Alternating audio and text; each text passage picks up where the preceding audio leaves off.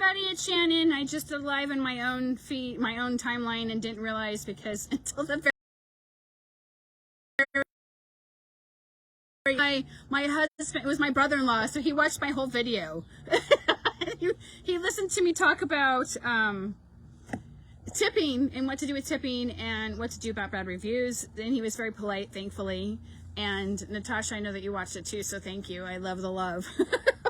But anyway, I wanted to take a moment to talk to the rest of you who are not on my news feed. And so this week we're going to talk a little bit about what to do about tips, how to get more tips, and how they should be split, and whether or not the owner should get tipped or not. That was an interesting conversation I had today, and a couple days past. It was a very long thread to go through all of that. And then we're going to talk about what to do about a bad review and how to address it. So first and foremost, I actually talked to someone from Nigeria today, so you just never know. I mean, there's so many cleaners out there, so that was kind of cool to learn how things worked. And I also spoke to someone in Spain, and because they are a more socialized country, there is the maximum amount per hour that you can charge, which is, get this, $15 an hour. And I was like, what? And then in Nigeria, that you're only allowed to work by the hour as well. I never got out of the individual if you can actually bid it flat rate or not, because housekeeping is still a relatively new industry there in Africa.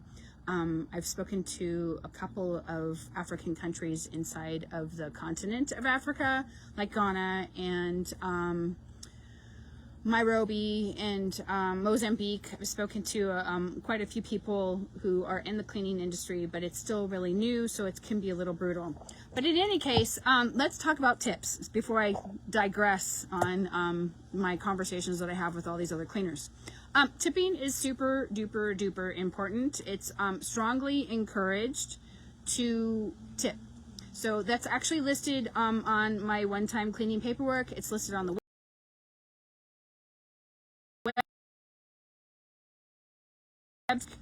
especially because we get most of your credit card information when we give you the DocuSign. There is a line for tip.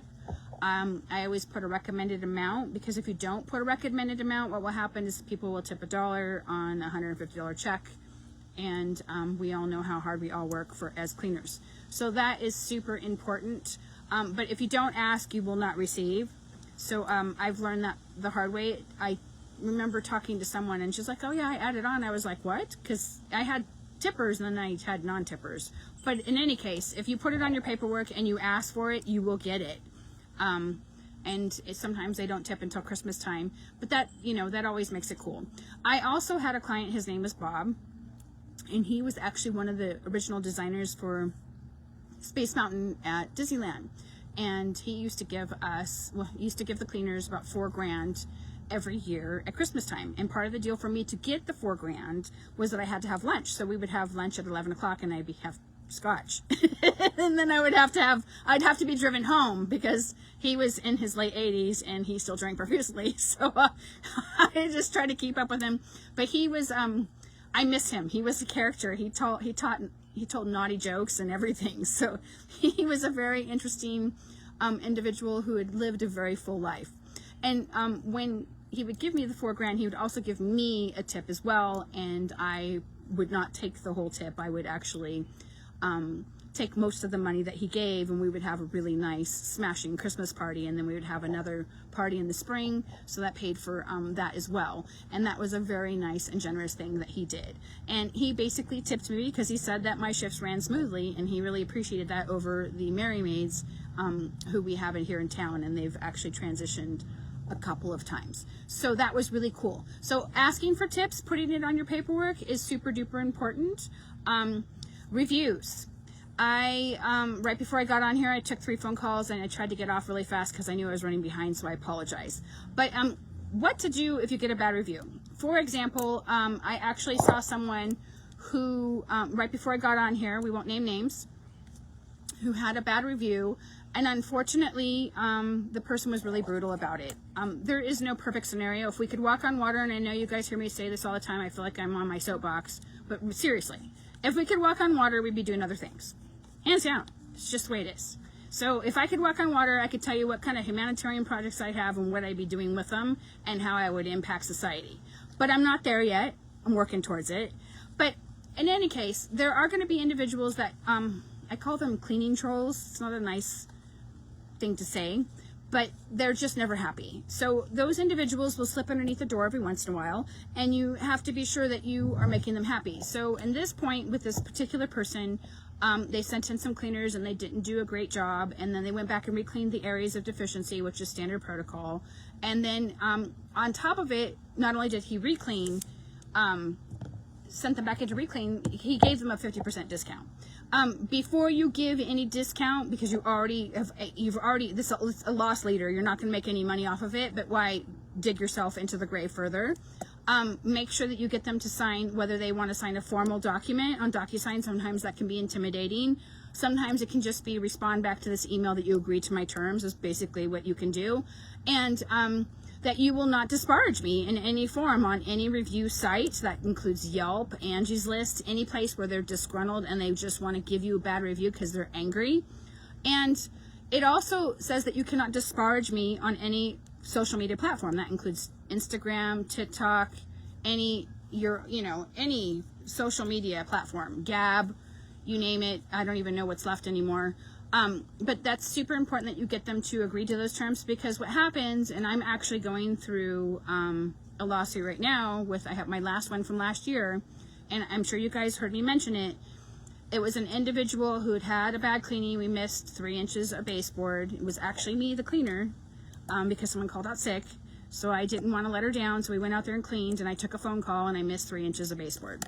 I am not perfect. I actually went back to re-clean, and she added on a couple other things, and I tried to make her happy. So I went and did a bunch of other things that were not on the original cleaning list, and she still felt that she was entitled to more. So she basically, and I was out on vacation with my mom because my brother had passed away, and we were doing a celebration of life, and she disputed the charges on her credit card, and I of course didn't check my email because I was busy with personal things, and I didn't make it back in time to put in the original signed contract. So now we're going to go to court. So it'll be interesting to see if I actually win or if I lose. I hope that I win because I won all of the other ones. I have a signed contract, and basically she intended to defraud a merchant, which is I think it's a small, not a felony, it's a misdemeanor. So we shall see if I win or if she wins or how that works, but she owes me an additional $437, and I want it just because I want to win. But in any case, I hope that your situation when you get a bad review does not go that far. I also had to send her a cease and desist when I sent her the paperwork for the lawsuit, and I'm sure she didn't like having a sheriff knocking on her door at 5:30 in the morning, because that's typically what time they do that. They wake you up out of bed, and it's usually the biggest cop they have. They send them out there, and they're like, oh, by the way, we're going to serve you paperwork. So, in any case, a bad review can cost you 10 grand in business right away. A great review, I'm sorry, I have that backwards. So, a bad review can cost you 25 grand in business from zero to conception for 4 or 5 years, depending on how people interpret your response. This is what I'm getting to. This is my point. This is a long version of my point. And then a good review can instantly give you a $10,000 increase in business. So it's really important that you manage those and take care of them. And what you can do if you are not ready to respond because you've already dealt with this person who's very frustrating and needs to have a timeout and needs probably a nap and maybe to be burped, take 24 hours and leave that review up there, even though it's going to kill you. It irritates me, and then you're going to end up going to sleep, and it's just going to be irritating. But give yourself time to acclimate so that you can articulate specifically what you did to try to fix the problem.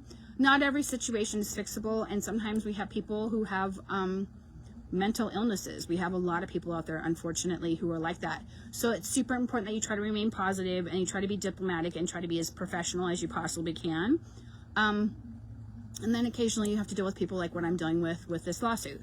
So it's super important that you do respond, because even if you just leave it hanging out in the wind, people are just going to read that one spot and you didn't respond back, and they're going to be like, well, if I have a problem with them, are they going to take care of it? So it's super important that you actually do that.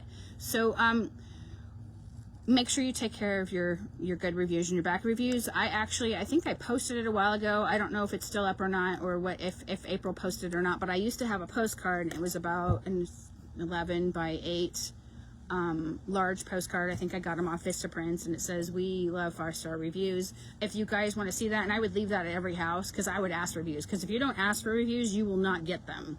People don't understand how much reviews impact your business because they've never had a business. Never. I won't leave a bad review. I just won't come back. And if people ask me, I'll politely, discreetly tell them if they force me. I just won't do it because I've had people just like be ruthless, and I'm just like, this is not something I ever want to experience. So I just won't. If I have a bad experience in a restaurant, I just won't say anything. I just won't come back. So I speak with my dollars. And I know people are like, well, you should leave a review. And I'm like, no, I know I have a business and I don't want the bad reviews. So in any case, I hope that makes sense. If you guys have any questions, I look forward to them. Please hit me up if you have any necessary needs. And I hope that you guys have a great week. You guys take care.